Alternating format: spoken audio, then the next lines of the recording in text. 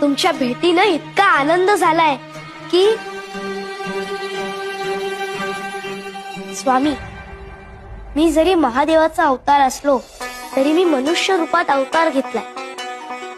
मनुष्य रूपात आल्यावर देवालाही गुरु करावा लागतो. साक्षात राम, कृष्ण, दत्तगुरु यांनी गुरु केले. ते गुरुला शरण दिले. मलाही माझ्या गुरूंना शरण जायचं.